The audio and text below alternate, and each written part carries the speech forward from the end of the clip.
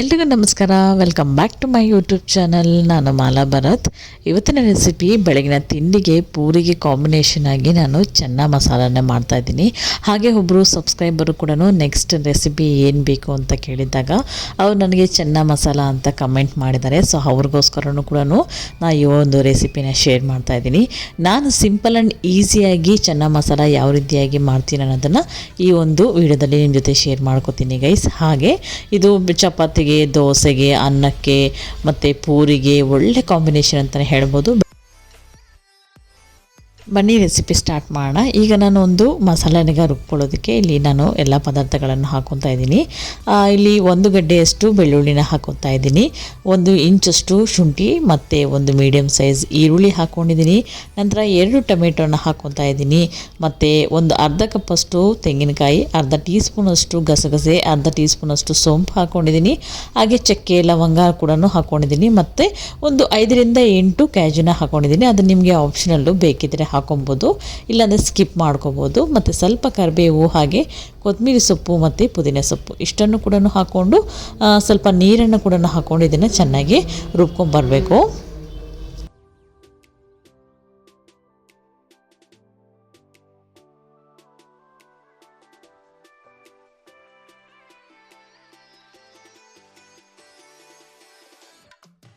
ನೋಡಿ ಗೈಸ್, ಈ ರೀತಿಯಾಗಿ ನುಣ್ಣಕ್ಕೆ ರುಬ್ಕೊಂಬರಬೇಕು. ಮಸಾಲೆ ಇಷ್ಟೇ, ಬೇರೆ ಏನು ಎಕ್ಸ್ಟ್ರಾ ಖಾರ ಅದೆಲ್ಲ ಏನೂ ಹಾಕೋಂಗಿಲ್ಲ. ಸೊ ನಿಮಗೇನಾದರೂ ಅಕಸ್ಮಾತಾಗಿ ಜಾಸ್ತಿ ಖಾರ ಬೇಕಿದ್ದಲ್ಲಿ ನೀವು ಖಾರದ ಪುಡಿನ ರುಬ್ಬೇಕಾದ್ರೆ ನೀವು ಅದರಲ್ಲಿ ಸ್ವಲ್ಪ ಹಾಕ್ಕೊಂಡು ರುಬ್ಕೋಬೋದು. ಈಗ ನಂತರ ನಾನು ಇಲ್ಲಿ ಒಂದು ಕುಕ್ಕರ್ನ ಇಟ್ಕೊಂಡಿದ್ದೀನಿ. ಅದಕ್ಕೆ ಒಂದು 3 ರಿಂದ 4 ಟೀ ಸ್ಪೂನಷ್ಟು ಎಣ್ಣೆನ ಹಾಕಿ ಸ್ವಲ್ಪ ಒಂದು ಪಲಾವ್ ಎಲೆ ಇಟ್ಟಿದ್ದೀನಿ. ಹಾಗೆ ಸ್ವಲ್ಪ ಕರಿಬೇವು, 1 ಹಸಿಮೆಣಸಿನ್ಕಾಯಿ, ಹಾಗೆ 1 ಮೀಡಿಯಮ್ ಸೈಜ್ ಈರುಳ್ಳಿನ ಕಟ್ ಮಾಡಿ ಹಾಕ್ಕೊತಾ ಇದ್ದೀನಿ.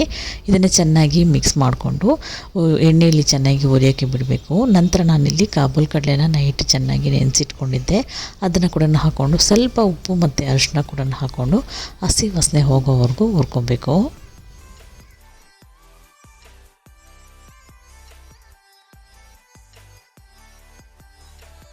ನೋಡಿ, ಇಲ್ಲಿ ಚೆನ್ನಾಗಿ ಎಣ್ಣೆಯಲ್ಲಿ ಕೂಡ ಚೆನ್ನಾಗಿ ಫ್ರೈ ಆಗಿದೆ. ಈಗ ನಾವು ಆಗಲೇ ರುಬ್ಬಿಟ್ಕೊಂಡಿರುವಂತಹ ಮಸಾಲೆನ ಹಾಕ್ಕೊಂಡು ಇದಕ್ಕೆ ನಾವು ಸ್ವಲ್ಪ 1.5 ಗ್ಲಾಸಷ್ಟು ನೀರನ್ನು ಹಾಕ್ಕೊತಾ ಇದ್ದೀನಿ. ನನಗೆ ಚಪಾತಿಗೆ, ಪೂರಿಗೆ, ಅನ್ನಕ್ಕೆ ಬೇಕು. ಸೊ ಅದನ್ನು ನೋಡಿಕೊಂಡು ನಾನು ನೀರನ್ನ ಸೇರಿಸ್ಕೊತಾ ಇದ್ದೀನಿ ಗೈಸ್.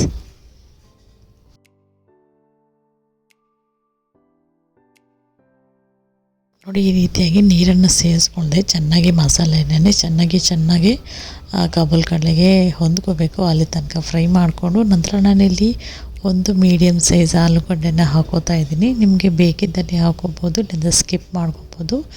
ಇದರ ಕೂಡ ಹಾಕ್ಕೊಂಡು 1.5 ಗ್ಲಾಸಷ್ಟು ನೀರನ್ನು ಹಾಕಿ ಚೆನ್ನಾಗಿ ಮಿಕ್ಸ್ ಮಾಡಿ ಒಂದು ಕುದಿ ಬಂದಮೇಲೆ ನಾನು ಇದನ್ನ ಕುಕ್ಕರ್ ಲಿಡ್ನ ಕ್ಲೋಸ್ ಮಾಡ್ಕೋತಾ ಇದ್ದೀನಿ. ಕುಕ್ಕರ್ ಲಿಡ್ನ ಕ್ಲೋಸ್ ಮಾಡಿ ನಂತರ ನಾನಿಲ್ಲಿ 3 ವಿಷಿಲ್ನ ತೊಗೋತಾ ಇದ್ದೀನಿ. ಸೊ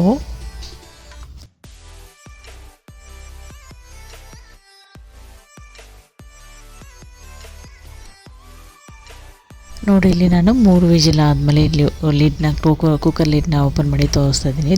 ಸ್ವಲ್ಪ ಟೇಸ್ಟಿಯಾಗಿರುವಂತಹ ಚೆನ್ನ ಮಸಾಲ ರೆಡಿಯಾಗಿ ಹೋಯಿತು. ಸೊ ಖಂಡಿತವಾಗ್ಲೂ ನಿಮಗೆಲ್ಲರಿಗೂ ನನ್ನ ಈ ಒಂದು ವಿಧಾನದಲ್ಲಿ ಚೆನ್ನ ಮಸಾಲ ಇಷ್ಟ ಆಗಿದೆ ಅಂತ ಭಾವಿಸ್ತೀನಿ. ಈ ಒಂದು ರೆಸಿಪಿ ನಿಮಗೆ ಇಷ್ಟ ಆಗಿದ್ದಲ್ಲಿ ಲೈಕ್ ಮಾಡಿ, ಶೇರ್ ಮಾಡಿ, ಕಮೆಂಟ್ ಮಾಡಿ. ಹಾಗೆ ಇನ್ನೂ ಯಾರೆಲ್ಲ ನನ್ನ ಚಾನಲ್ನ ಸಬ್ಸ್ಕ್ರೈಬ್ ಮಾಡ್ಕೊಂಡಿಲ್ವೋ ಸಬ್ಸ್ಕ್ರೈಬ್ ಮಾಡ್ಕೊಳ್ಳಿ. ಈ ವಿಡಿಯೋನ ಸ್ಕಿಪ್ ಮಾಡದೆ ಪೂರ್ತಿಯಾಗಿ ನೋಡಿ ಅಂತ ಹೇಳ್ತಾ ಮುಂದಿನ ಒಂದು ಒಳ್ಳೆಯ ರೆಸಿಪಿಯೊಂದಿಗೆ ಸಿಗ್ತೀನಿ. ಅಲ್ಲಿ ತನಕ ಥ್ಯಾಂಕ್ ಯು, ಟೇಕ್ ಕೇರ್.